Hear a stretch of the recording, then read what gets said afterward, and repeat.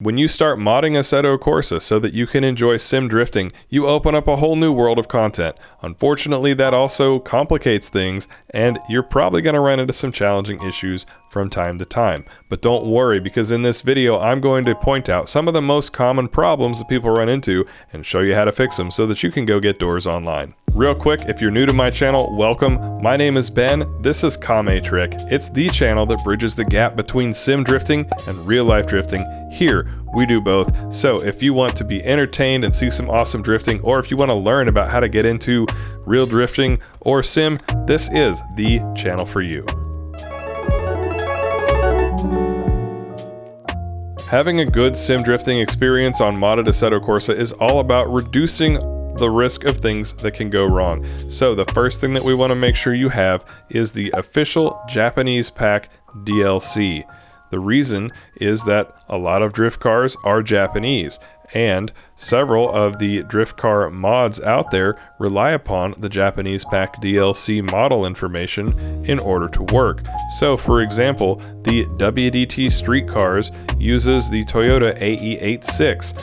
Now, this car is actually, the model at least, is fully based on the official DLC content.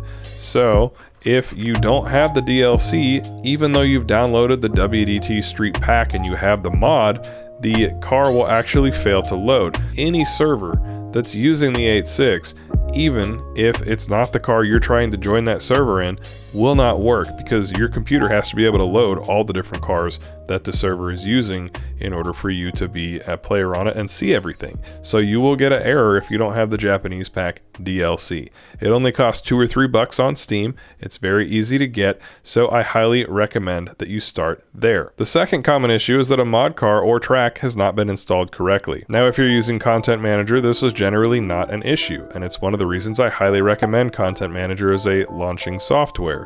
If you have it, you just drag and drop your mod anywhere onto the Content Manager screen, then click the dots right here and it will have a download section where you can install those downloads with a click of a button, and Content Manager will ensure that they end up in the right spot. However, if for some reason you're still using the default Steam launcher, here's what you can do. Verify your Assetto Corsa root folder by clicking into Steam, going to your library, finding Assetto Corsa, right-clicking, selecting Properties, then go to the Local Files tab, select Browse Local Files. A File Explorer window will open, and this address here is your root folder. Then you can follow the steps in my tutorial video, which is linked down below. I'll drop a card as well, to drop the content in. Essentially, that's going to involve going to Content and then either Cars or Tracks and dropping the content. Another way you can get tripped up with improperly installing your mods has to do with the download file itself,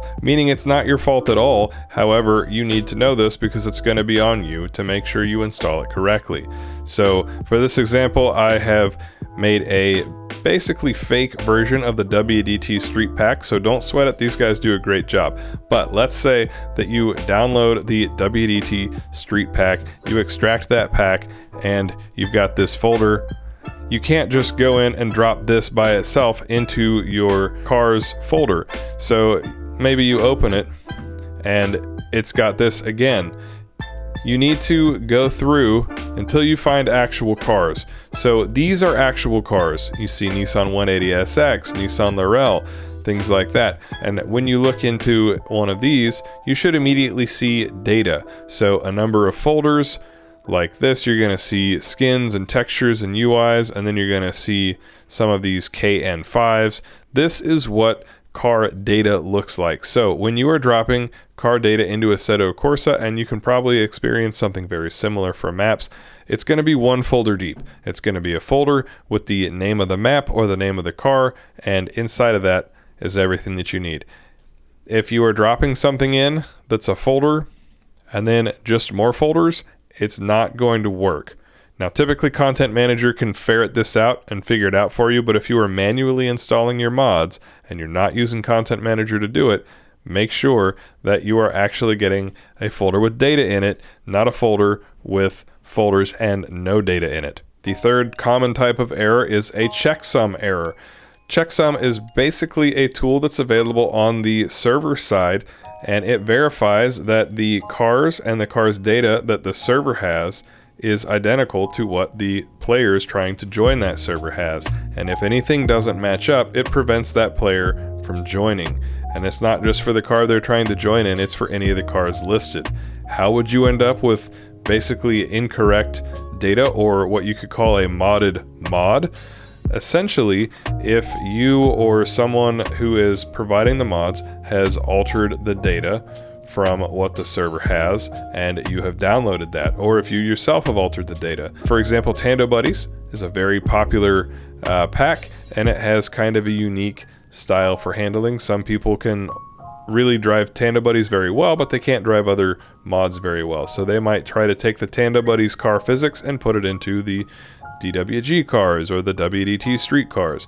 In that case, you won't be able to join. There are servers where you could, and in those servers you might see all sorts of gnarly stuff like 5,000 horsepower S13s and things like that, but that's not really the point, because if checksum is off, you'll be able to join. It just might be a bit of a circus. If checksum is on and you're getting that error though, we need to figure out which car is getting the checksum error, which if you watch closely, you'll see it will say each car is loading, and it'll hang on one car for a minute before it crashes and exits you out, and that's the car you probably need to look at. The easiest way to fix a checksum error is to actually just delete and reinstall whatever those mods are that server you're trying to join is using. It sounds a little extreme. In Content Manager, it's really easy. You just drag and drop into Content Manager like I've shown earlier, and that's going to give you the option to update over the existing files.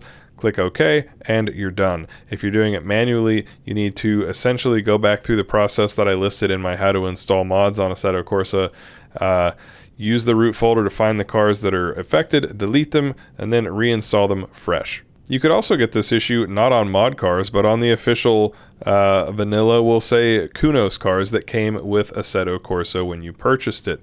And this is also a tip if you accidentally delete the official cars. You can restore them by performing a verify integrity of local files process. So if you come into Steam and go to Assetto Corsa, right click and click Properties, then go to the Local Files tab, and if you click Verify Integrity of Game Files, then all of your official content, the ones that are not mods, will actually be re-downloaded with all the correct stuff. If anything doesn't match, this will fix it. The fourth possible problem is that you don't have Custom Shaders Patch. Custom Shaders Patch, also known as CSP, is not a mod in the sense that a car pack or a track is. It is what you'd call a supporting mod, so you don't drive on it and you don't drive in it. However, CSP in particular has dynamic effects and lighting and basically graphical improvements that make Assetto Corsa look really cool. And a lot of mod content that's come out more recently requires CSP in order to function correctly, or sometimes at all. So both car packs and maps may require Custom Shaders Patch in order to work. I have a tutorial video on how to download and install CSP. It's pretty easy, and that's going to be linked in the description below, and I'll drop a card in for it as well. So if you don't have CSP, install it. Again, this is all about reducing the potential things that could go wrong, and the less of those you have, the better of an experience you're going to have all the time. The fifth issue that you might run into is that you can join the server, but either the car or the track is, we'll say, visibly broken. So this might be that the entire track is blue, or the textures are just hideously wrong. I don't have the best example that I can show you, but you can just tell that it looks glitched. And in that case, it's also highly likely that it's a Custom Shaders Patch issue. There are a couple of tracks, for example, where even if you don't have CSP, you can join, but nothing is right. All the colors are way wrong, all the shadows are way wrong, and you can't see anything. So that is another case where you want to download Custom Shaders Patch. The other issue that you might have is, yes, you have downloaded Custom Shaders Patch, but the mod content is designed to run with a certain version or higher, and you might be using an older version. So in that case, the best thing to do is to actually come into your Content Manager, go to Settings at the top right, then Custom Shaders Patch at the top left, and go to About and Updates under the Patch section, and either run the very newest untested version that is available, assuming it doesn't say that it's buggy, or run the newest recommended version, which is going to be the most stable version, even if it doesn't have all the most features. And if you are using Content Manager, it's very easy with the click of a button to move up and down through all these. You don't have to do anything else once you've installed it once, per that tutorial video that I talked about in tip number 4. This one's kind of a bonus tip. It's number 6, and that is when you join a server that says that it's a night server, a rain server, or even a night rain server, but it's beautiful, sunny, dry weather. Now, this isn't exactly a problem. You can still join the server, but if you're wondering why you're not able to get the same effects as what the server is supposed to be, it's because you don't have Soul. Soul, like Custom Shaders Patch, is one of those supporting mods that essentially extends what Assetto Corsa is capable of simulating. Soul and CSP work in tandem. Dad jokes, sorry.